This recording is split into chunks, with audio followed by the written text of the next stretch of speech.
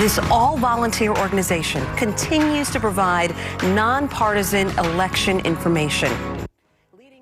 That's a look at the amazing work of the League of Women Voters NYC. That nonprofit has been promoting and informing citizens about engagement in government for more than a century now. And joining us now to talk about it is Kate Doran, my friend Kate Doran. Good to see you back here, election specialist with the League of Women Voters. How are you? I'm very well. Thank you so much for inviting me to speak to your audience, your listeners. It's a real honor and pleasure. The honor is mine to have you here because you always have boots on the ground when it comes to you do, Kate. You're not talking it, you're walking it, right?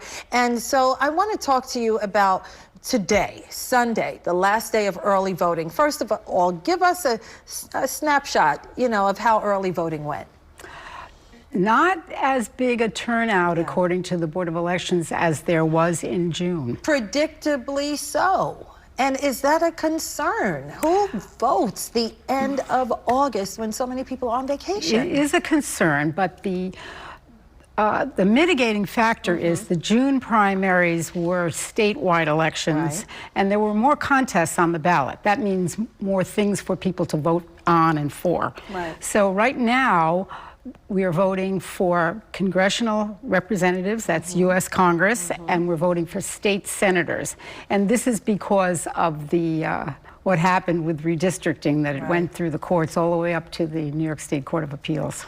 Okay, so let's talk about some of the hot button issues. Yes. These congressional races are make or break for both Democrats and Republicans, frankly. So talk to us about some of the hot button issues that the League of Women Voters are especially concerned about. Well, we are concerned about women's rights in all instances. So the fact that the Supreme Court came down with a very, very disappointing, that's the kindest thing I could say about it, disturbing decision regarding abortion rights. We're encouraging our members to pay attention to that, take a look at all the candidates, see what their position is.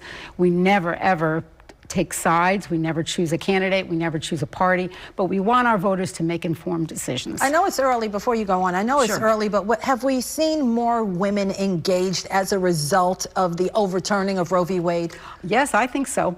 I think so. And all of the candidates who are running in the congressional races, District 10, the new one, and CD 12, the titanic battle between Representatives Nadler and Maloney, they're all talking about abortion rights. So they're hoping to energize voters on that issue. Gun violence is also a big issue. Oh, yes, yes, yes. And that's something that the League cares about.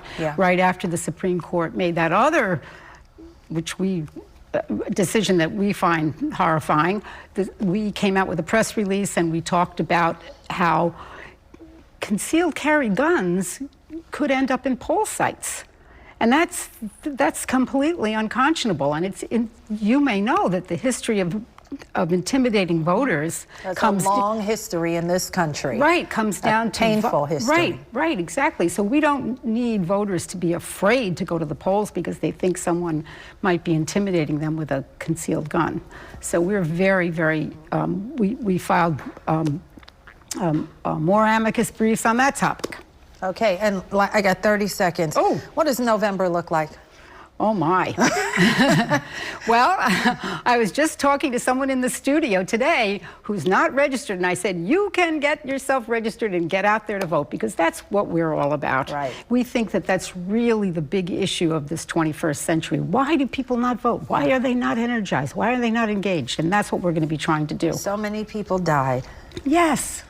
Women, once upon a time, could not vote. That's right.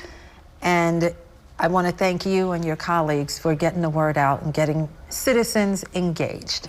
Thank you. Always good to see you, my friend. Be well. Kate Doran, election specialist with the League of Women Voters of the City of New York. Appreciate your time.